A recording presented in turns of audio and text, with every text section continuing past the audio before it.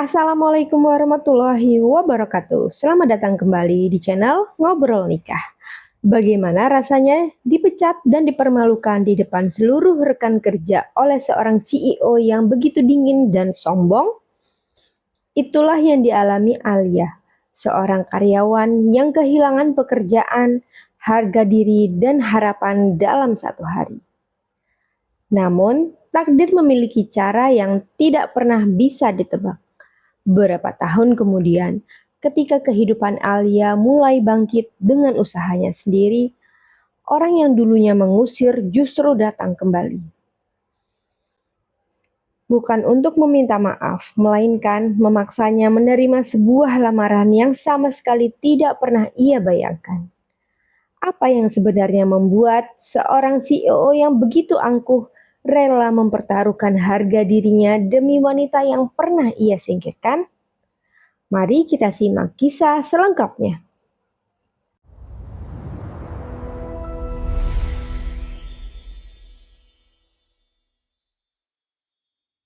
Pagi itu, Alia datang ke kantor lebih awal dari biasanya. Seperti setiap hari, ia selalu memastikan seluruh pekerjaannya selesai tepat waktu sebelum jam operasional dimulai. Selama hampir 3 tahun bekerja di perusahaan Arunika Group, Alia dikenal sebagai karyawan yang rajin, teliti, dan tidak pernah menolak ketika diminta membantu pekerjaan di luar tanggung jawabnya. Bahkan beberapa rekan kerja sering bercanda bahwa Alia lebih pantas menjadi manajer dibandingkan staf biasa. Namun bagi Alia, penghargaan terbesar bukanlah jabatan. Ia hanya ingin mempertahankan pekerjaannya. Di rumah, ibunya sedang menjalani pengobatan akibat gagal ginjal yang mengharuskannya menjalani cuci darah secara rutin. Hampir seluruh gaji Alia habis untuk biaya pengobatan dan kebutuhan sehari-hari. Tidak pernah sekalipun ia mengeluh. Baginya, selama sang ibu masih bisa tersenyum, semua lelah terasa layak dijalani. Pukul 9 pagi, suasana kantor mendadak berubah. Beberapa karyawan mulai berdiri ketika seorang pria berjas hitam memasuki lobi utama. Pria itu adalah Adrian Wijaya, CEO muda Arunika Group yang dikenal sangat cerdas, tetapi juga sangat tegas. Di perusahaan itu, hampir semua orang segan kepadanya. Bukan karena Adrian gemar memarahi bawahannya, melainkan karena ia hampir tidak pernah memberikan kesempatan kedua kepada siapapun yang dianggap melakukan kesalahan. Banyak karyawan mengatakan bahwa bekerja di bawah kepemimpinan Adrian sama seperti berjalan di atas kaca. Satu langkah yang keliru dapat mengakhiri karir dalam sekejap. Alia sendiri hanya beberapa kali melihat Adrian dari kejauhan. Mereka bekerja di gedung yang sama, tetapi berada di divisi yang berbeda. Hari itu sebenarnya dimulai seperti hari-hari biasa. Hingga sekitar pukul 11 siang, kepala divisi mendadak menghampiri meja Alia. Dengan wajah yang terlihat tegang, beliau meminta Alia segera menuju ruang rapat utama di lantai paling atas. Tidak ada penjelasan, tidak ada alasan, hanya permintaan agar Alia segera datang. Perasaan tidak enak mulai muncul. Sepanjang perjalanan menuju ruang rapat, Alia mencoba mengingat apakah ada pekerjaan yang mungkin ia lakukan dengan kurang teliti. Namun semakin dipikirkan, ia tidak menemukan kesalahan apapun. Sesampainya di depan ruang rapat, pintu sudah terbuka. Di dalam ruangan telah berkumpul beberapa direktur perusahaan, kepala divisi, bagian sumber daya manusia, serta Adrian yang duduk di ujung meja. Suasana terasa sangat tegang. Begitu Alia dipersilakan masuk, Adrian langsung meletakkan sebuah map tipis di atas meja. Dengan suara yang datar, ia mengatakan bahwa perusahaan menemukan dugaan kebocoran data penting yang menyebabkan salah satu proyek bernilai miliaran rupiah gagal diperoleh. Kalimat itu membuat Alia langsung terkejut.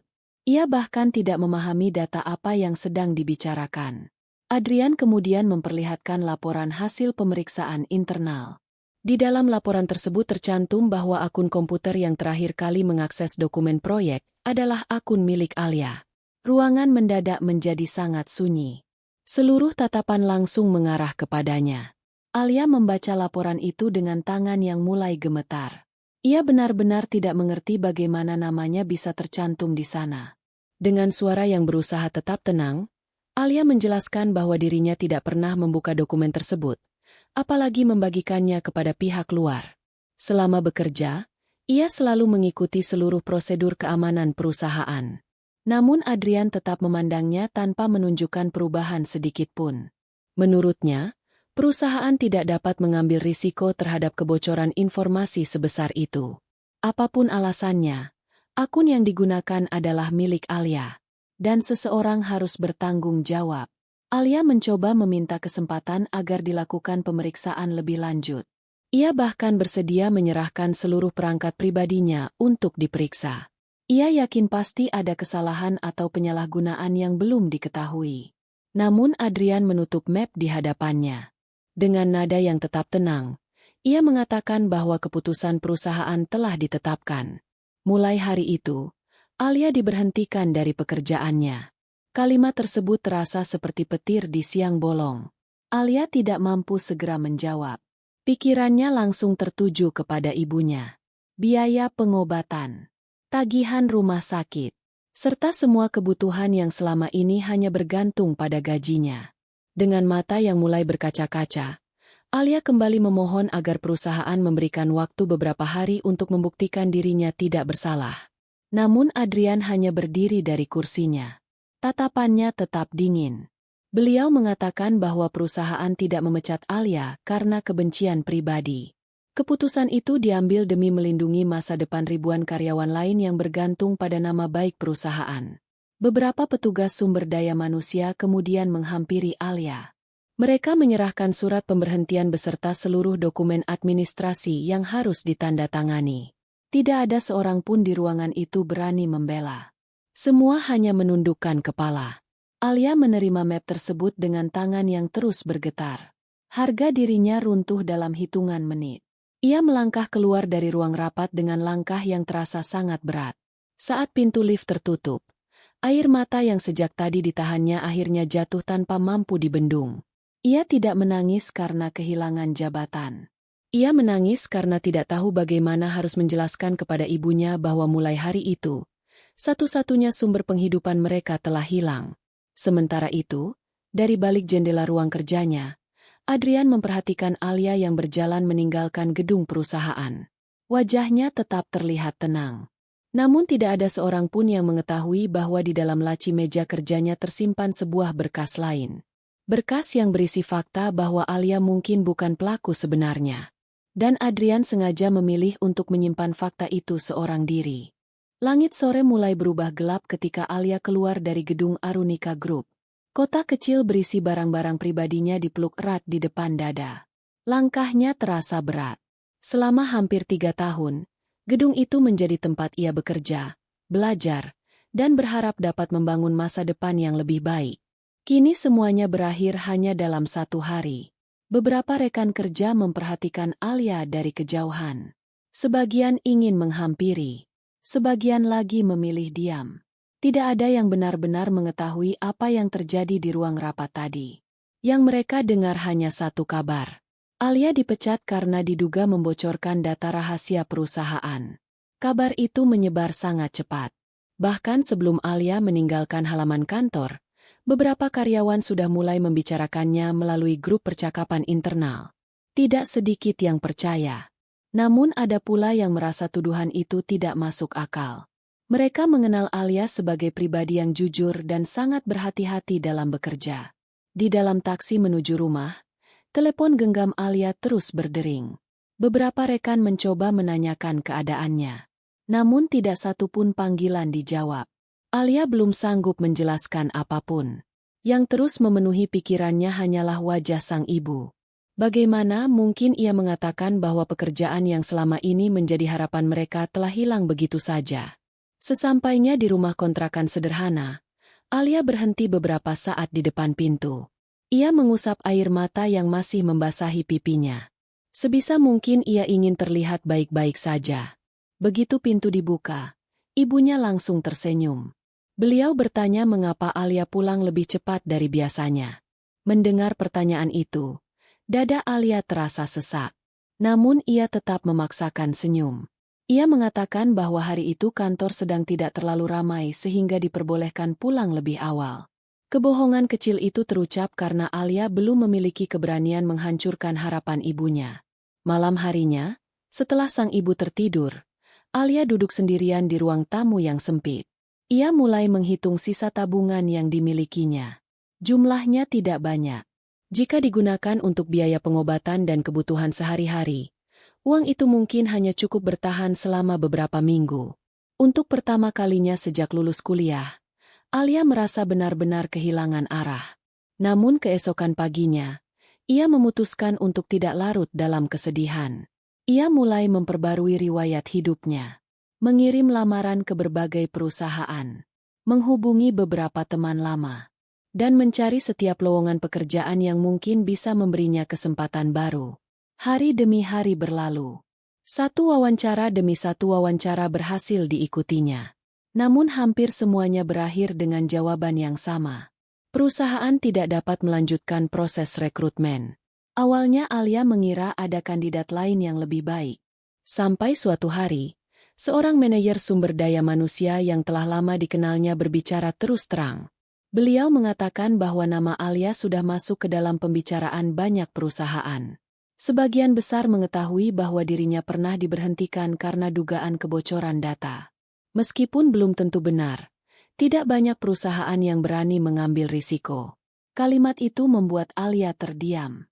Ia baru menyadari bahwa kehilangan pekerjaan ternyata bukan satu-satunya masalah. Nama baik yang selama ini dijaganya juga ikut hancur. Malam itu Alia menangis untuk kedua kalinya.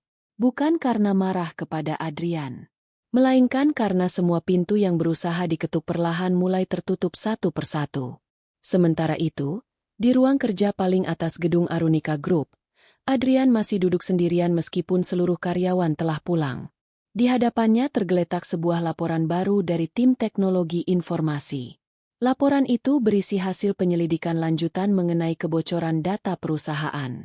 Seorang kepala keamanan informasi masuk ke dalam ruangan sambil membawa beberapa berkas tambahan.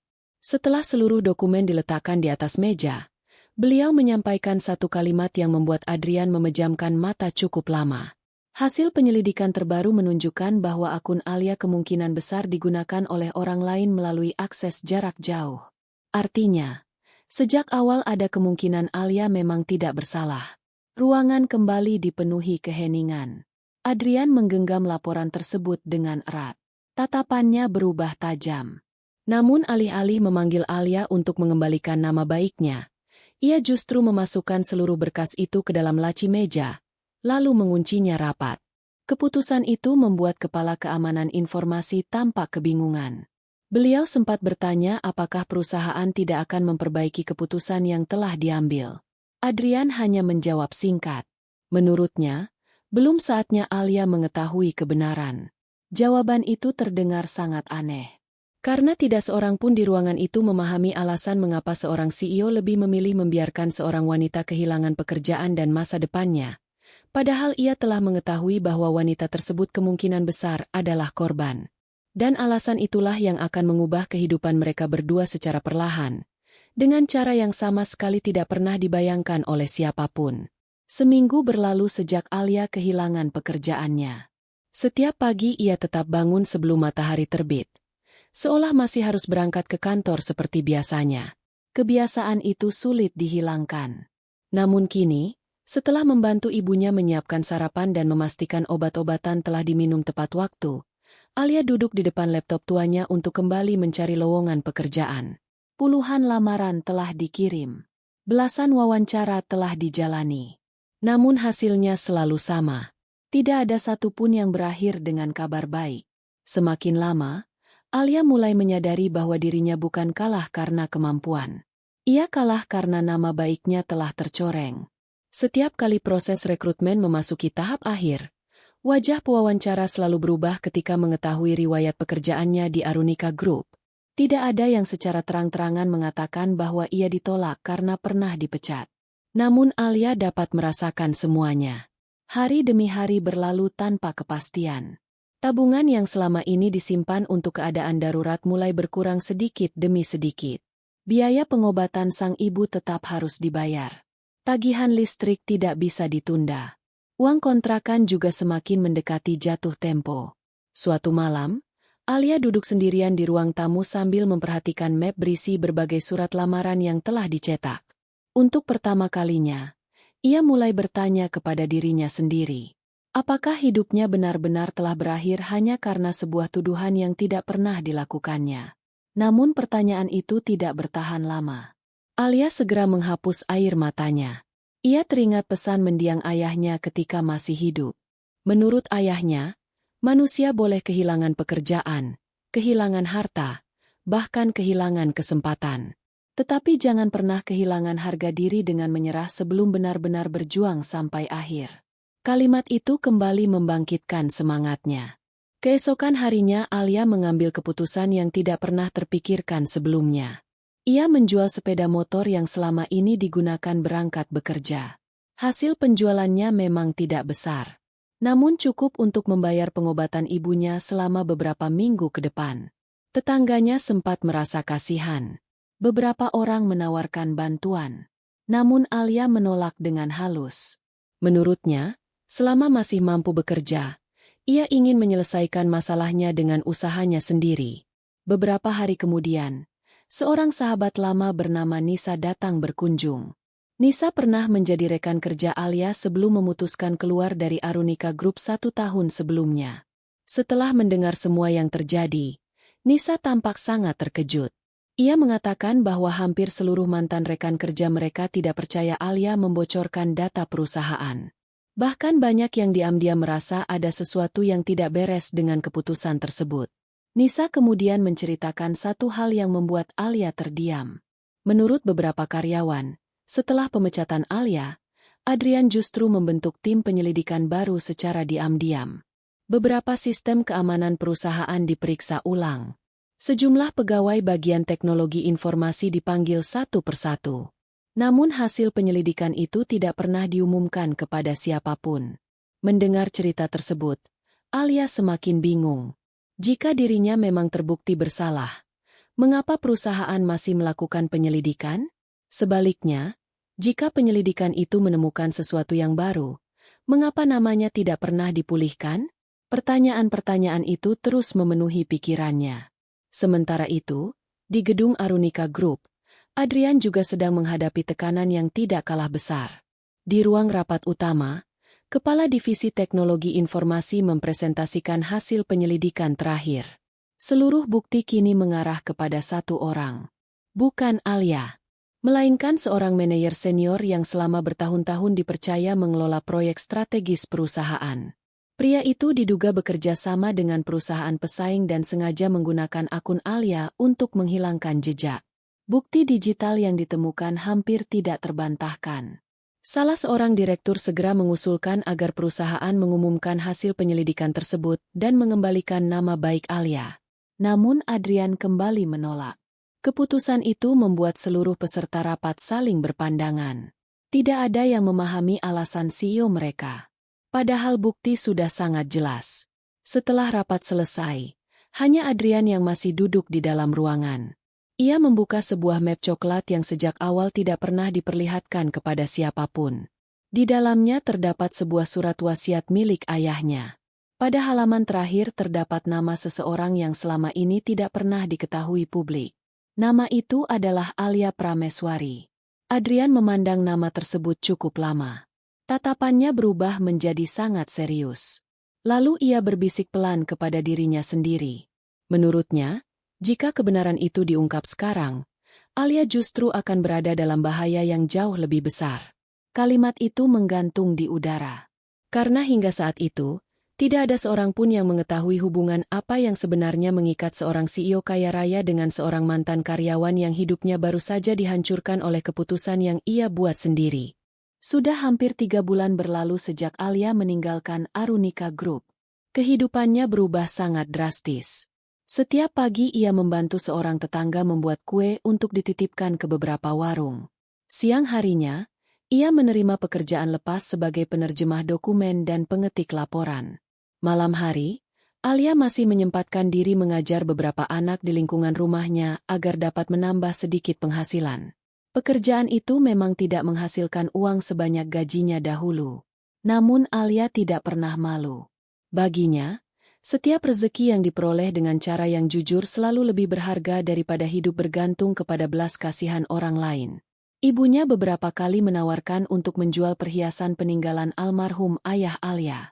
Namun usul itu selalu ditolak. Alia ingin mempertahankan satu-satunya kenangan yang masih dimiliki keluarganya. Ia percaya, selama masih sehat, dirinya pasti mampu menemukan jalan keluar. Hari-hari yang berat perlahan membentuk Alia menjadi wanita yang jauh lebih kuat. Tangis yang dahulu hampir selalu hadir setiap malam kini mulai berubah menjadi tekad. Ia tidak lagi sibuk mempertanyakan mengapa semua itu terjadi. Ia hanya berusaha terus berjalan. Sementara itu, di Arunika Group, keadaan perusahaan justru semakin memanas. Tim investigasi akhirnya berhasil memperoleh pengakuan dari manajer senior yang selama ini menjadi pelaku utama kebocoran data. Seluruh bukti mengarah kepadanya. Nama Alia seharusnya sudah bisa dibersihkan saat itu juga. Namun Adrian kembali mengambil keputusan yang membuat seluruh direksi terkejut. Beliau meminta seluruh hasil penyelidikan tetap dirahasiakan. Salah seorang direktur bahkan mempertanyakan keputusan tersebut. Menurutnya, mempertahankan kebohongan hanya akan membuat perusahaan terlihat tidak adil. Adrian mendengarkan semua pendapat itu tanpa memotong sedikit pun. Setelah semua selesai berbicara, ia berdiri dari kursinya.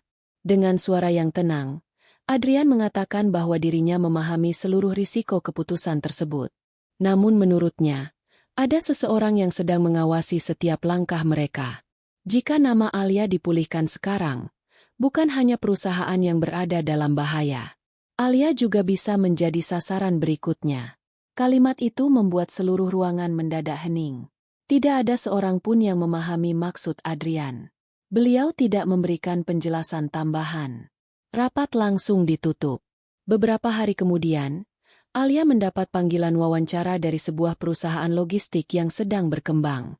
Kesempatan itu membuatnya kembali memiliki harapan. Ia mempersiapkan diri dengan sangat baik. Seluruh dokumen dibawa. Pakaian yang paling rapi dikenakan. Sebelum berangkat, Alia bahkan sempat meminta doa kepada ibunya. Sesampainya di perusahaan tersebut, proses wawancara berjalan sangat lancar. Manajer perekrutan terlihat puas dengan pengalaman dan kemampuan Alia. Untuk pertama kalinya setelah berbulan-bulan, Alia merasa peluangnya sangat besar. Namun tepat ketika proses administrasi hampir selesai, seorang staf berlari memasuki ruangan sambil membawa sebuah map. Ia berbisik kepada manajer perekrutan. Wajah pria itu perlahan berubah. Senyumnya menghilang. Beberapa menit kemudian, dengan nada yang penuh penyesalan, ia mengatakan bahwa perusahaan tidak dapat melanjutkan proses perekrutan. Alia sudah mengetahui jawaban itu bahkan sebelum penjelasan selesai diberikan. Ia tersenyum tipis, mengucapkan terima kasih, lalu berjalan keluar tanpa bertanya apapun. Sesampainya di halte bus, Alia duduk sendirian. Ia menatap map lamaran yang sejak pagi dibawanya dengan penuh harapan. Untuk beberapa saat, ia hanya memejamkan mata. Bukan karena ingin menyerah, melainkan karena mulai lelah melawan sesuatu yang bahkan tidak diketahuinya. Di sisi lain kota, Adrian sedang menerima laporan dari seorang penyelidik pribadi. Pria itu menyerahkan sebuah foto kepada Adrian. Foto tersebut memperlihatkan Alia baru saja keluar dari perusahaan tempat ia mengikuti wawancara. Penyelidik itu mengatakan bahwa orang-orang yang selama ini dicari ternyata masih terus mengikuti setiap langkah Alia. Bahkan mereka mulai menyebarkan informasi palsu ke berbagai perusahaan agar Alia tidak pernah memperoleh pekerjaan tetap. Adrian menggenggam foto itu dengan sangat erat. Tatapannya berubah tajam. Untuk pertama kalinya sejak Alia dipecat, emosi yang selama ini berhasil disembunyikannya mulai terlihat. Beliau segera mengambil telepon genggam dan memerintahkan seluruh tim keamanan pribadinya meningkatkan pengawasan terhadap Alia tanpa sepengetahuan wanita tersebut. Karena kini Adrian mengetahui satu kenyataan yang selama ini berusaha dicegah. Pemecatan Alia ternyata belum mengakhiri masalah. Justru sejak hari itu, seseorang mulai berusaha menghancurkan kehidupan Alia secara perlahan. Dan jika Adrian terlambat mengambil tindakan, bukan hanya masa depan Alia yang akan hilang, melainkan juga keselamatannya. 2 minggu setelah wawancara yang kembali berakhir dengan penolakan, keadaan Alia semakin sulit. Tabungannya hampir habis. Biaya pengobatan ibunya terus berjalan. Meski demikian, Alia tetap berusaha menjalani hidup dengan tenang. Pada pagi hari ia membantu membuat kue. Siang hingga sore menerima pekerjaan lepas. Malamnya mengajar anak-anak di lingkungan rumah. Semua dilakukan tanpa mengeluh. Namun di balik senyumnya, tubuh Alia mulai kelelahan. Suatu sore, saat mengantar pesanan kue ke sebuah gedung perkantoran, hujan turun sangat deras. Alia berteduh di depan lobi sambil menunggu hujan sedikit reda. Di saat itulah sebuah mobil hitam mewah berhenti tepat di depan pintu masuk. Beberapa pria berjas segera turun. Mereka membuka pintu belakang mobil dengan penuh hormat. Alia hanya melihat sekilas. Namun sesaat kemudian, langkahnya mendadak terhenti. Pria yang keluar dari mobil itu adalah Adrian. Orang yang telah mengubah hidupnya beberapa bulan lalu. Adrian juga melihat Alia. Tatapan mereka bertemu untuk pertama kalinya sejak hari pemecatan. Suasana seolah berhenti beberapa detik. Alia langsung memalingkan wajah. Ia sama sekali tidak ingin berbicara dengan pria itu. Tanpa menunggu hujan reda, ia memilih berjalan menerobos derasnya air sambil membawa kotak-kotak kue di kedua tangannya. Belum beberapa langkah berjalan, sebuah sepeda motor melaju cukup kencang melewati genangan air. Kotak kue yang dibawa Alia terjatuh. Isinya berhamburan ke jalan. Beberapa kotak bahkan rusak karena terlindas kendaraan lain. Alia berjongkok sambil berusaha menyelamatkan pesanan yang masih utuh. Tangannya gemetar. Bukan karena hujan, melainkan karena ia tahu kerusakan itu harus diganti menggunakan uangnya sendiri. Tanpa diduga, seseorang ikut berjongkok di sampingnya. Adrian. Tanpa mengucapkan sepatah kata pun, ia membantu memungut kotak-kotak yang masih bisa diselamatkan. Melihat hal itu, Alia langsung menghentikannya. Dengan suara yang dingin, Alia mengatakan bahwa dirinya tidak membutuhkan bantuan dari orang yang telah menghancurkan hidupnya. Kalimat itu membuat Adrian terdiam. Beberapa detik kemudian, Adrian berdiri perlahan. Ia mencoba mengatakan sesuatu. Namun Alia lebih dahulu memotong pembicaraan. Menurut Alia, sejak hari dirinya dipecat, ibunya harus beberapa kali menunda pengobatan karena uang mereka tidak cukup. Ia juga menceritakan bagaimana setiap perusahaan selalu menolak lamarannya tanpa memberikan kesempatan menjelaskan apa yang sebenarnya terjadi. Semua itu berawal dari satu keputusan yang dibuat Adrian. Mata Alia mulai dipenuhi air mata. Namun kali ini bukan tangis kesedihan, melainkan kemarahan yang selama ini dipendam. Ia mengatakan bahwa seorang CEO mungkin hanya membutuhkan beberapa menit untuk menghancurkan hidup bawahannya. Tetapi orang yang kehilangan pekerjaan membutuhkan waktu bertahun-tahun untuk membangun kembali kepercayaan orang lain. Setelah mengucapkan kalimat itu, Alia pergi meninggalkan Adrian. Ia tidak ingin lagi mendengar penjelasan apapun. Sementara Adrian hanya berdiri memandang punggung Alia yang perlahan menghilang di balik hujan. Untuk pertama kalinya sejak mengambil keputusan memecat Alia, wajahnya menunjukkan penyesalan yang sangat dalam. Sesampainya di rumah, Alia dikejutkan oleh kedatangan dua orang petugas rumah sakit. Mereka datang membawa kabar bahwa kondisi ibunya mulai memburuk. Dokter menyarankan agar pengobatan tidak lagi ditunda karena akan berisiko terhadap keselamatan beliau. Mendengar penjelasan itu, Alia merasa dunianya kembali runtuh. Ia melihat sisa uang di dalam dompetnya. Jumlahnya bahkan belum cukup untuk membayar biaya pemeriksaan berikutnya. Malam itu, setelah memastikan ibunya tertidur, Alia keluar rumah seorang diri. Ia duduk di bangku taman kecil yang berada tidak jauh dari rumah kontrakannya. Untuk pertama kalinya, wanita yang selama ini selalu tampak tegar akhirnya menangis tanpa mampu menghentikan air matanya. Beberapa meter dari tempat itu, sebuah mobil hitam berhenti tanpa menyalakan lampu utama. Di dalam mobil tersebut, Adrian memperhatikan Alia dari kejauhan. Bukan untuk mengawasi, melainkan memastikan bahwa wanita itu benar-benar aman. Saat itulah telepon Adrian berdering. Penyelidik pribadinya menyampaikan kabar yang membuat wajah Adrian berubah pucat. Orang yang menjebak Alia ternyata baru saja melarikan diri keluar kota. Lebih buruk lagi, sebelum menghilang, Pria itu meninggalkan sebuah pesan. Pesan itu berbunyi bahwa apabila Adrian berusaha membersihkan nama Alia sekarang, seluruh rahasia keluarga Wijaya akan dibuka kepada publik. Adrian menggenggam teleponnya begitu erat hingga jemarinya memutih. Kini semuanya mulai jelas. Pemecatan Alia bukan sekadar kesalahan keputusan seorang CEO, melainkan bagian dari permainan besar yang sengaja dirancang untuk menghancurkan dua keluarga sekaligus. Dan Adrian sadar, waktunya untuk terus diam hampir habis.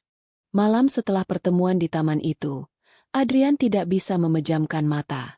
Kalimat-kalimat yang diucapkan Alia terus terngiang di dalam pikirannya. Setiap kata terasa seperti tuduhan yang memang pantas diterimanya. Ia sadar bahwa wanita itu tidak mengetahui alasan dibalik semua keputusan yang pernah dibuatnya. Namun Adrian juga sadar, apapun alasannya, luka yang dialami Alia tetap nyata. Sementara itu, di rumah kontrakannya yang sederhana, Alia juga melewati malam yang panjang. Kondisi sang ibu semakin melemah. Dokter kembali mengingatkan agar pengobatan tidak ditunda. Namun setiap kali melihat rincian biaya rumah sakit, Alia hanya mampu menghela napas. Ia sudah menjual sepeda motornya. Tabungannya telah habis. Pekerjaan lepas yang dijalani hanya cukup untuk memenuhi kebutuhan sehari-hari. Untuk pertama kalinya, Alia merasa benar-benar berada di ujung kemampuannya. Keesokan paginya, telepon genggam Alia berdering. Nomor yang muncul tidak dikenalnya. Setelah beberapa saat ragu, Alia akhirnya menerima panggilan tersebut. Suara di seberang memperkenalkan diri sebagai sekretaris pribadi Adrian Wijaya. Wanita itu menyampaikan bahwa Adrian ingin bertemu secara langsung dan memohon agar Alia bersedia datang ke kantor pusat Arunika Group. Mendengar nama itu disebut, wajah Alia langsung berubah. Tanpa berpikir panjang, ia menolak. Menurutnya, tidak ada lagi hal yang perlu dibicarakan dengan orang yang telah menghancurkan hidupnya. Panggilan itu pun berakhir. Namun 1 jam kemudian, sebuah mobil kembali berhenti di depan rumah kontrakannya. Sekretaris pribadi Adrian datang sendiri. Dengan sikap yang sangat sopan, ia menyerahkan sebuah amplop kepada Alia. Di dalamnya terdapat surat singkat. Adrian meminta kesempatan berbicara selama 30 menit. Tidak lebih. Jika setelah itu Alia tetap ingin membencinya, Adrian berjanji tidak akan pernah mengganggu hidupnya lagi. Alia membaca surat tersebut berulang kali. Ia sebenarnya ingin merobeknya. Namun rasa penasarannya jauh lebih besar. Sore harinya, Alia akhirnya datang ke kantor yang dulu menjadi tempat ia bekerja. Suasana gedung masih sama. Lobi yang luas, pegawai yang berlalu lalang, dan aroma kopi yang dulu selalu menyambut setiap pagi. Hanya satu hal yang berbeda. Kini ia datang bukan sebagai karyawan, melainkan sebagai seseorang yang pernah dipermalukan di tempat itu. Saat pintu ruang kerja Adrian terbuka, suasana mendadak menjadi hening. Adrian berdiri menyambut kedatangannya. Tidak ada senyum. Tidak ada sikap angkuh seperti dahulu. Ia justru mempersilakan Alia duduk dengan penuh hormat. Beberapa detik berlalu tanpa ada yang berbicara. Akhirnya Adrian memulai percakapan. Dengan suara yang tenang, ia mengatakan bahwa hasil penyelidikan internal telah selesai. Perusahaan menemukan pelaku sebenarnya. Dan Alia tidak pernah membocorkan data perusahaan. Kalimat itu membuat Alia membeku. Selama beberapa detik ia tidak mampu berkata apa-apa. Tangannya perlahan mulai gemetar. Air matanya hampir jatuh. Namun bukan karena bahagia, melainkan karena kemarahan yang selama ini dipendam tiba-tiba meledak. Alia berdiri dari kursinya. Dengan suara yang bergetar, ia bertanya mengapa Adrian baru mengatakan semua itu sekarang. Mengapa ia membiarkan nama baiknya hancur? Mengapa ia membiarkan ibunya menunda pengobatan? Mengapa ia membiarkan hidupnya berantakan selama berbulan-bulan? Setiap pertanyaan itu menghantam Adrian tanpa mampu ia bantah. Setelah Alia selesai berbicara, Adrian hanya menundukkan kepala. Untuk pertama kalinya dalam hidupnya sebagai seorang pemimpin perusahaan, ia meminta maaf tanpa berusaha membela diri. Ia mengakui bahwa keputusan yang diambilnya telah menyakiti Alia. Namun ia juga mengatakan bahwa saat itu dirinya tidak memiliki pilihan lain. Mendengar kalimat tersebut, Alia langsung memotong pembicaraan. Menurutnya, selalu ada pilihan. Dan Adrian telah memilih mengorbankan dirinya. Adrian tidak membantah. Ia kemudian membuka sebuah map yang selama ini disimpannya rapat. Di dalamnya terdapat seluruh bukti penyelidikan. Nama pelaku, aliran transaksi, rekaman akses sistem. Semua menunjukkan bahwa Alia benar-benar tidak bersalah. Namun masih ada satu dokumen yang belum diperlihatkan. Dokumen itu berkaitan dengan alasan mengapa Adrian sengaja membiarkan semua itu terjadi. Saat Adrian hendak menjelaskan, telepon genggamnya tiba-tiba berdering. Wajahnya langsung berubah serius. Panggilan itu berasal dari kepala tim keamanan. Dengan suara tergesa-gesa, ia menyampaikan bahwa pria yang selama ini menjadi dalang kebocoran data baru saja ditangkap. Namun sebelum ditangkap, pria itu mengaku hanya bekerja atas perintah seseorang. Dan orang yang memerintahkannya ternyata memiliki hubungan langsung dengan keluarga Adrian. Ruangan mendadak dipenuhi keheningan. Alia menatap Adrian dengan penuh kebingungan.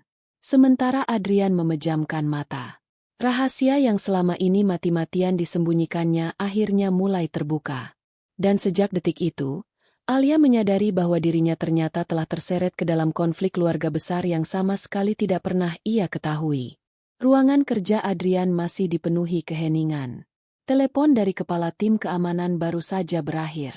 Alia berdiri beberapa langkah dari meja kerja Adrian sambil memandang wajah pria itu dengan penuh kebingungan. Selama beberapa bulan terakhir, ia hanya mengenal Adrian sebagai seorang CEO yang dingin dan tega menghancurkan hidup bawahannya. Namun sejak beberapa menit yang lalu, semua keyakinannya mulai goyah. Adrian memang telah mengakui bahwa Alia tidak bersalah. Ia juga meminta maaf tanpa mencari pembenaran. Tetapi masih ada satu pertanyaan yang belum terjawab. Mengapa semua itu harus terjadi? Alia akhirnya kembali membuka pembicaraan. Dengan suara yang lebih tenang, ia meminta Adrian mengatakan seluruh kebenaran. Menurut Alia, hidupnya sudah cukup hancur. Ia tidak ingin terus hidup di tengah kebohongan. Adrian menghela napas panjang. Beberapa detik ia hanya memandangi foto mendiang ayahnya yang berada di sudut ruangan. Setelah mengumpulkan keberanian, Adrian membuka laci meja yang selama ini selalu terkunci. Dari dalam laci itu, ia mengeluarkan sebuah map berwarna biru tua. Map itulah yang selama berbulan-bulan tidak pernah diperlihatkan kepada siapapun. Adrian menyerahkannya kepada Alia. Dengan tangan yang masih gemetar, Alia membuka map tersebut. Di halaman pertama terdapat hasil penyelidikan internal perusahaan. Semua bukti menunjukkan bahwa dirinya sama sekali tidak terlibat dalam kebocoran data. Halaman kedua berisi laporan transaksi keuangan. Nama seorang manajer senior muncul sebagai penerima sejumlah uang dalam jumlah yang sangat besar dari perusahaan pesaing. Semakin jauh Alia membaca, semakin jelas bahwa dirinya memang dijadikan kambing hitam. Namun perhatian Alia berhenti pada halaman terakhir. Di sana terdapat beberapa foto pengawasan. Foto-foto itu memperlihatkan seseorang sedang mengawasi rumah kontrakannya. Ada pula foto ketika dirinya mengantar ibunya ke rumah sakit. Bahkan ada foto saat ia sedang mengajar anak-anak di lingkungan rumah. Alia langsung mengangkat wajah. Tatapannya dipenuhi kemarahan. Ia bertanya mengapa Adrian sampai mengawasi seluruh kehidupannya. Adrian tidak mengelak. Ia mengakui bahwa semua pengawasan itu memang dilakukan atas perintahnya. Namun bukan untuk mencelakai Alia, melainkan untuk memastikan keselamatannya. Jawaban itu justru membuat Alia semakin bingung. Melihat kebingungan tersebut, Adrian akhirnya mengatakan sesuatu yang selama ini disembunyikannya. Menurut hasil penyelidikan, orang yang menjebak Alia bukan sekadar ingin mencuri proyek perusahaan. Mereka sedang mencari sebuah dokumen lama yang diyakini berada di tangan keluarga Adrian. Dokumen itu berkaitan dengan kasus korupsi yang terjadi belasan tahun lalu dan melibatkan beberapa pengusaha besar. Ayah Adrian menjadi salah satu orang yang mengetahui seluruh kebenaran. Sebelum meninggal dunia, beliau menyimpan salinan dokumen tersebut di tempat yang tidak pernah diketahui siapapun. Orang-orang yang terlibat dalam kasus itu terus mencarinya. Mereka percaya Adrian mengetahui lokasi penyimpanannya. Namun selama bertahun-tahun mereka tidak pernah berhasil menemukannya. Karena itulah mereka memilih cara lain. Mereka menyerang orang-orang yang berada di sekitar Adrian. Kebocoran data perusahaan hanyalah awal. Alia mendengarkan penjelasan itu tanpa memotong. Ia masih belum memahami hubungannya dengan semua persoalan tersebut. Seolah mengerti apa yang sedang dipikirkan Alia, Adrian kembali berbicara. Menurut penyelidikan terbaru, pelaku utama sengaja menggunakan akun Alia karena mereka mengetahui Alia adalah satu-satunya karyawan yang sering membantu proyek-proyek khusus di lantai direksi. Mereka ingin semua tuduhan mengarah kepadanya agar penyelidikan berhenti sampai di sana. Saat Adrian mengetahui bahwa Alia dijadikan sasaran, ia dihadapkan pada dua pilihan yang sama-sama buruk. Membela Alia saat itu juga, lalu membuat para pelaku sadar bahwa penyelidikan mereka gagal. Atau membiarkan semua orang mengira Alia bersalah sambil diam-diam memburu dalang sebenarnya. Adrian memilih pilihan kedua. Pilihan yang menurutnya dapat menangkap seluruh pelaku sekaligus. Namun keputusan itu harus dibayar dengan kehidupan Alia yang hancur. Setelah mengatakan semuanya, Adrian menundukkan kepala. Dengan suara yang sangat pelan, ia mengakui bahwa sampai kapanpun dirinya tidak akan pernah bisa menghapus penderitaan yang telah dialami Alia. Ruangan kembali dipenuhi keheningan. Alia menutup map yang berada di tangannya. Air matanya perlahan mengalir. Bukan karena akhirnya mengetahui kebenaran, melainkan karena menyadari bahwa selama berbulan-bulan dirinya dijadikan pion dalam permainan orang-orang yang bahkan tidak pernah dikenalnya. Namun sebelum Alia sempat mengatakan apapun, pintu ruang kerja Adrian diketuk dengan tergesa-gesa. Kepala tim keamanan masuk dengan wajah yang sangat tegang. Beliau menyampaikan bahwa rumah kontrakan Alia baru saja dimasuki orang tak dikenal. Beruntung ibunya sedang menjalani pemeriksaan di rumah sakit sehingga tidak berada di dalam rumah. Tetapi satu lemari di kamar Alia dibongkar secara paksa. Tidak ada uang yang hilang. Tidak ada perhiasan yang diambil. Orang itu hanya meninggalkan secari kertas bertuliskan satu kalimat. Kalau ingin ibumu tetap selamat, jangan pernah percaya kepada Adrian Wijaya. Kalimat itu membuat wajah Alia seketika pucat. Sementara Adrian langsung berdiri dari kursinya. Kini ia tahu bahwa ancaman terhadap Alia bukan lagi sekadar dugaan. Musuh mereka telah bergerak lebih cepat daripada yang diperkirakan. Dan untuk pertama kalinya, Adrian mulai mempertimbangkan satu keputusan yang sebelumnya tidak pernah ingin ia ambil. Keputusan yang kelak akan membuat seluruh orang terkejut. Keputusan untuk menjadikan Alia istrinya. Alia masih memegang secari kertas yang ditemukan di rumah kontrakannya. Kalimat ancaman itu terus terbayang di dalam pikirannya. Kalau ingin ibumu tetap selamat, jangan pernah percaya kepada Adrian Wijaya. Tangannya perlahan mulai gemetar. Ia tidak lagi memahami siapa yang sebenarnya sedang berkata jujur. Selama berbulan-bulan ia membenci Adrian. Kini pria itu mengaku telah melindunginya. Namun di sisi lain, seseorang justru memperingatkannya agar menjauh dari Adrian. Semuanya terasa membingungkan. Adrian segera mengajak Alia menuju ruang keamanan perusahaan. Di sana, beberapa layar memperlihatkan rekaman kamera pengawas dari sekitar rumah Alia. Terlihat seorang pria bertopi memasuki halaman rumah pada saat kondisi sedang sepi. Wajahnya memang tidak terlihat jelas. Namun gerak-geriknya menunjukkan bahwa ia sama sekali tidak berniat mencuri. Pria itu langsung menuju kamar Alia, membongkar lemari, mencari sesuatu, lalu pergi begitu saja setelah meninggalkan secari kertas ancaman. Melihat rekaman tersebut, Alia mulai menyadari bahwa dirinya memang sedang dijadikan sasaran.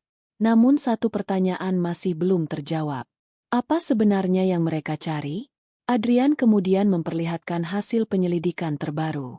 Tim keamanan menemukan bahwa beberapa minggu terakhir nomor telepon Alia juga disadap.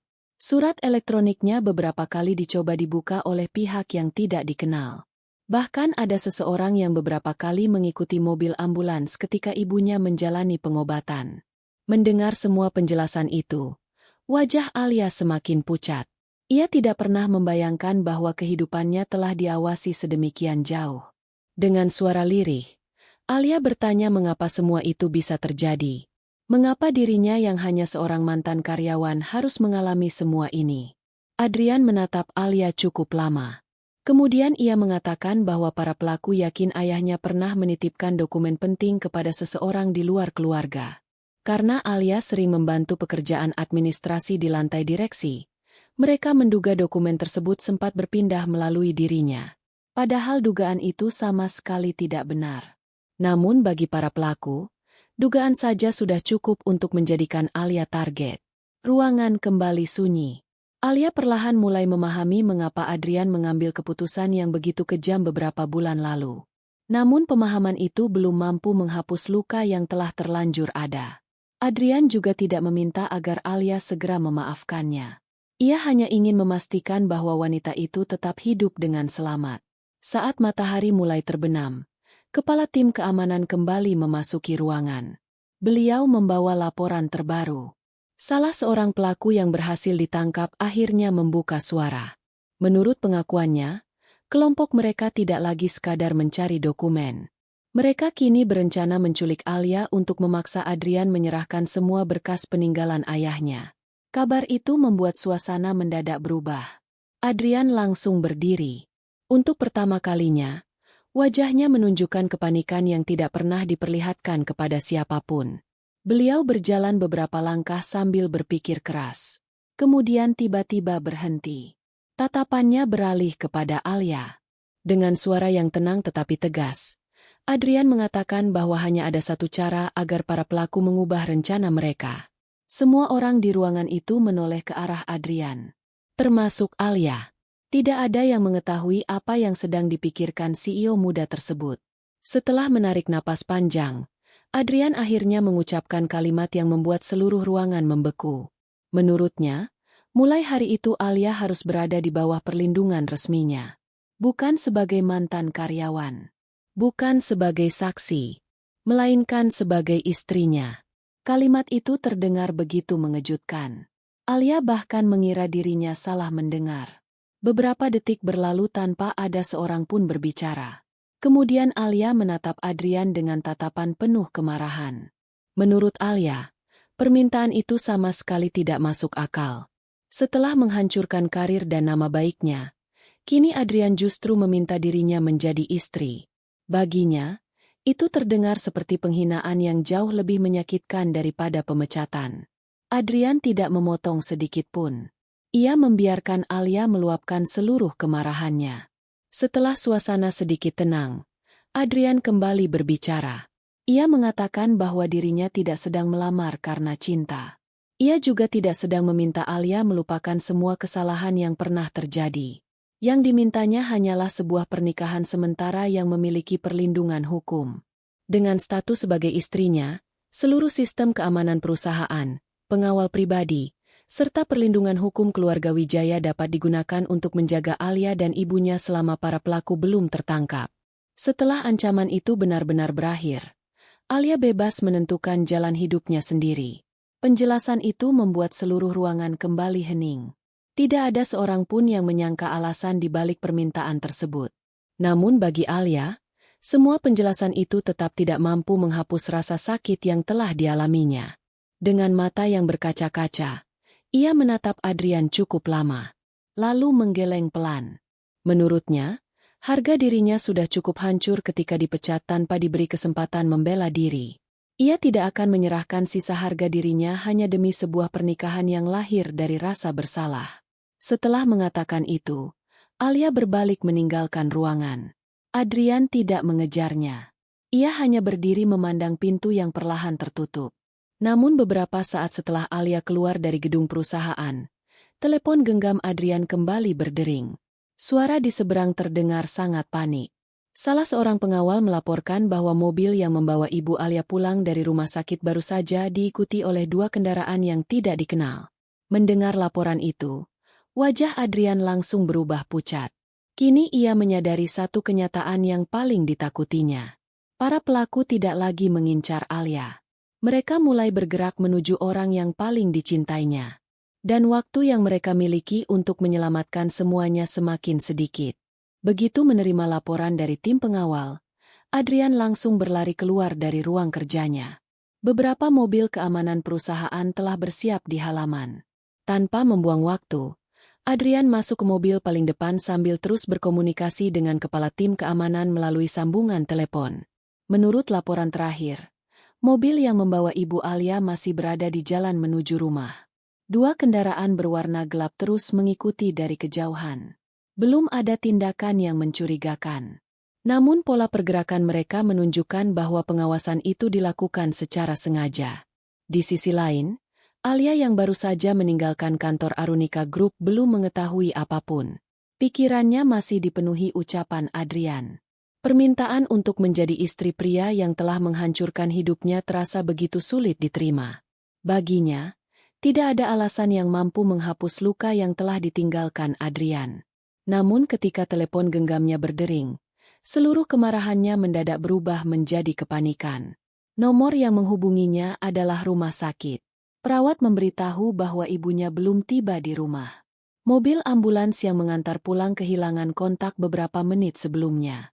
Tubuh Alia langsung melemas. Tangannya bergetar hebat. Tanpa berpikir panjang, ia segera berlari menuju jalan raya untuk mencari kendaraan. Saat itulah sebuah mobil hitam berhenti tepat di hadapannya. Adrian turun dengan napas yang masih memburu. Tanpa banyak penjelasan, ia meminta Alia segera masuk ke dalam mobil. Awalnya Alia menolak. Namun melihat wajah Adrian yang tidak lagi menunjukkan ketenangan seperti biasanya, Alia mulai menyadari bahwa sesuatu yang sangat buruk sedang terjadi. Mobil melaju dengan kecepatan tinggi. Beberapa kendaraan pengawal berada di depan dan belakang. Suasana di dalam mobil dipenuhi keheningan. Tidak ada seorang pun yang berbicara. Beberapa menit kemudian, kepala tim keamanan kembali menghubungi Adrian. Kali ini kabarnya jauh lebih melegakan. Mobil ambulans berhasil diamankan setelah pengawal perusahaan memotong jalur kendaraan yang mengikuti dari belakang. Ibu Alia berada dalam keadaan selamat. Beliau telah dipindahkan ke rumah sakit lain yang lokasinya dirahasiakan. Mendengar kabar itu, Alia langsung menutup wajahnya dengan kedua tangan. Air mata yang sejak tadi ditahan akhirnya mengalir deras. Untuk pertama kalinya sejak semua masalah itu dimulai, ia benar-benar merasakan betapa dekat dirinya dengan kehilangan orang yang paling dicintainya. Sesampainya di rumah sakit, Alia segera memeluk ibunya. Beliau sama sekali tidak mengetahui apa yang sebenarnya terjadi. Yang beliau tahu hanyalah tiba-tiba ambulans berhenti. Lalu beberapa orang memintanya berpindah kendaraan demi alasan keamanan. Melihat ibunya tetap selamat, Alia mengucapkan syukur berkali-kali. Di luar ruang perawatan, Adrian berdiri seorang diri sambil memperhatikan dari kejauhan. Ia tidak berani mendekat. Ia merasa dirinya tidak pantas berada di sisi wanita yang telah begitu banyak menderita karena keputusannya. Namun beberapa saat kemudian, kepala tim keamanan menghampiri Adrian. Beliau membawa hasil pemeriksaan terhadap salah seorang pelaku yang berhasil ditangkap. Dari pemeriksaan tersebut akhirnya terungkap siapa dalang utama di balik semua peristiwa itu. Bukan pesaing bisnis, bukan orang asing, melainkan Rendra Wijaya, paman Adrian sendiri. Pria yang selama bertahun-tahun diam-diam menginginkan seluruh saham perusahaan keluarga. Belasan tahun lalu, ayah Adrian pernah menemukan bukti penyalahgunaan dana perusahaan yang dilakukan Rendra. Namun sebelum kasus itu dibawa ke jalur hukum, ayah Adrian meninggal dunia karena sakit. Sejak saat itu, Rendra terus mencari seluruh dokumen yang dapat menghancurkan dirinya. Ketika mengetahui Adrian mulai melakukan penyelidikan ulang, Rendra memilih menyerang orang-orang yang dianggap dekat dengan keponakannya. Alia hanyalah korban yang dipilih karena dianggap mudah dijadikan kambing hitam. Mendengar semua penjelasan tersebut, Adrian memejamkan mata. Selama ini ia selalu berharap keluarganya masih dapat diselamatkan. Namun kenyataan berkata lain. Orang yang paling ingin menghancurkan hidupnya ternyata berasal dari keluarganya sendiri. Keesokan paginya, Alia meminta Adrian menjelaskan semuanya dari awal. Kali ini Adrian tidak menyembunyikan apapun. Ia menceritakan seluruh konflik keluarga, penyelidikan yang dilakukan selama bertahun-tahun, hingga alasan mengapa dirinya memilih mengorbankan nama baik Alia demi menangkap seluruh pelaku. Setelah mendengar semuanya, Alia terdiam cukup lama. Ia mulai memahami alasan di balik keputusan Adrian. Namun memahami bukan berarti memaafkan. Dengan suara yang tenang, Alia mengatakan bahwa dirinya tidak lagi membenci Adrian seperti dahulu. Tetapi luka yang ditinggalkan tidak mungkin sembuh hanya dengan sebuah permintaan maaf. Kepercayaan membutuhkan waktu. Kalimat itu membuat Adrian menganggukkan kepala. Ia tidak memaksa. Ia sadar bahwa semua itu adalah akibat dari keputusannya sendiri. Sebelum meninggalkan rumah sakit, Adrian menghentikan langkahnya. Ia menoleh ke arah Alia. Dengan suara yang pelan tetapi penuh ketegasan, Adrian mengatakan bahwa tawaran pernikahan itu masih tetap berlaku. Bukan karena ia ingin memiliki Alia, melainkan karena sampai Rendra benar-benar ditangkap, hanya status sebagai istrinya yang dapat memberikan perlindungan hukum penuh kepada Alia dan ibunya. Namun kali ini Adrian menambahkan satu kalimat yang sama sekali tidak diduga oleh Alia. Apabila setelah semua masalah selesai Alia tetap ingin pergi, Adrian berjanji akan menandatangani surat perceraian tanpa meminta apapun sebagai balasan. Mendengar kalimat itu, Alia tidak langsung menjawab. Ia hanya memandang Adrian cukup lama. Di dalam hatinya, untuk pertama kalinya muncul keraguan. Bukan keraguan terhadap ancaman yang sedang mereka hadapi, melainkan keraguan terhadap perasaannya sendiri. Karena di balik semua kesalahan yang telah dilakukan Adrian, Alia mulai melihat seorang pria yang rela mempertaruhkan nama, jabatan, bahkan kebahagiaannya sendiri demi melindungi dirinya. Dan keputusan yang akan diambil Alia keesokan harinya akan mengubah kehidupan mereka berdua untuk selama-lamanya. Pagi itu, Alia berdiri cukup lama di depan jendela ruang perawatan ibunya. Sinar matahari mulai masuk melalui celah tirai. Suasana rumah sakit jauh lebih tenang dibandingkan malam sebelumnya. Namun hati Alia masih dipenuhi berbagai pertanyaan. Ia teringat hari ketika dirinya dipermalukan di ruang rapat. Ia teringat bagaimana setiap lamaran pekerjaannya ditolak. Ia juga teringat malam-malam ketika ibunya menahan sakit karena biaya pengobatan tidak lagi mampu dipenuhi. Semua luka itu masih terasa nyata. Namun di sisi lain, ancaman terhadap dirinya dan sang ibu juga bukan lagi sekadar dugaan. Semuanya benar-benar terjadi. Alia sadar bahwa keputusan yang akan diambilnya bukan hanya tentang dirinya. Keputusan itu juga menyangkut keselamatan satu-satunya keluarga yang masih dimilikinya. Beberapa saat kemudian, Adrian datang seorang diri. Kali ini ia tidak mengenakan jas mahal seperti biasanya. Ia hanya membawa sebuah map tipis dan wajah yang terlihat jauh lebih lelah dibandingkan sebelumnya. Tanpa banyak basa-basi, Adrian meletakkan map tersebut di atas meja. Di dalamnya telah tersedia 2 dokumen. Dokumen pertama adalah perjanjian pernikahan.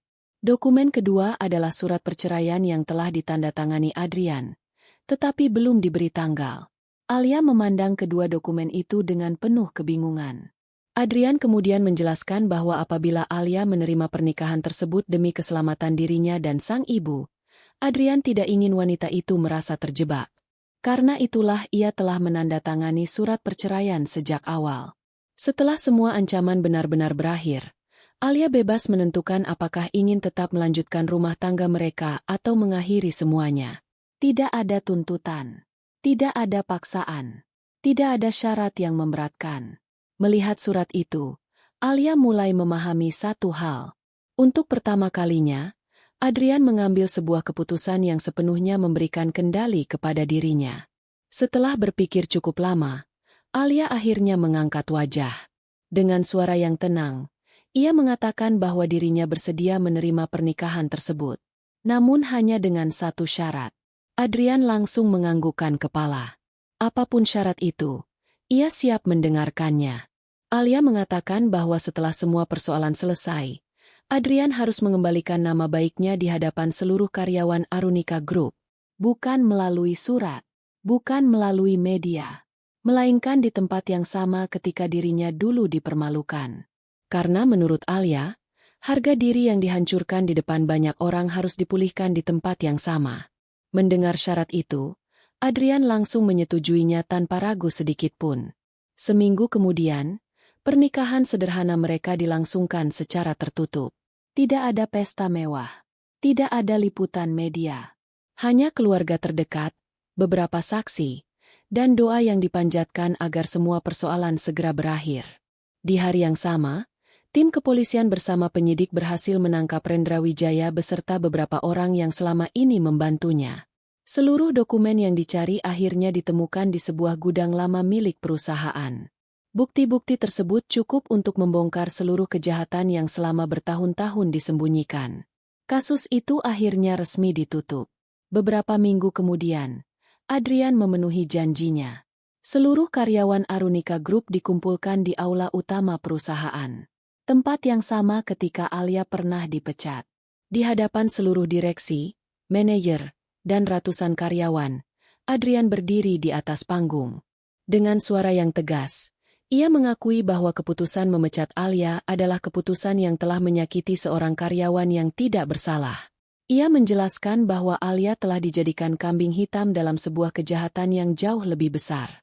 Kemudian Adrian meminta Alia naik ke atas panggung. Suasana aula menjadi sangat hening. Seluruh mata tertuju kepada wanita yang beberapa bulan lalu meninggalkan gedung itu dengan air mata. Adrian menundukkan kepala di hadapan seluruh karyawan. Beliau meminta maaf secara terbuka. Tidak hanya sebagai CEO, tetapi juga sebagai seorang pria yang telah membuat wanita yang tidak bersalah kehilangan pekerjaan, nama baik, dan masa depannya. Tepuk tangan perlahan memenuhi ruangan. Banyak karyawan yang ikut menitikan air mata. Beberapa mantan rekan kerja Alia bahkan menghampirinya untuk meminta maaf, karena dahulu sempat mempercayai rumor yang beredar. Alia memandang seluruh ruangan dengan perasaan yang sulit dijelaskan. Luka itu memang tidak langsung hilang. Namun untuk pertama kalinya, beban yang selama ini dipikulnya terasa jauh lebih ringan. 6 bulan kemudian, kehidupan mereka mulai berjalan dengan tenang. Alia tidak kembali bekerja sebagai staf biasa. Sebaliknya, ia mendirikan sebuah yayasan pelatihan kerja bagi para korban pemutusan hubungan kerja yang kesulitan memperoleh kesempatan kedua. Adrian menjadi pendukung terbesar di balik program tersebut, tetapi tidak pernah ikut campur dalam setiap keputusan yang diambil Alia. Ia ingin istrinya membangun masa depan dengan kemampuan dan harga dirinya sendiri. Suatu sore, ketika mereka duduk bersama di taman rumah, Adrian kembali meminta maaf. Menurutnya, penyesalan terbesar dalam hidupnya bukanlah kehilangan sebagian harta keluarga, melainkan kenyataan bahwa ia pernah melukai hati wanita yang kini menjadi pendamping hidupnya. Alia tersenyum pelan.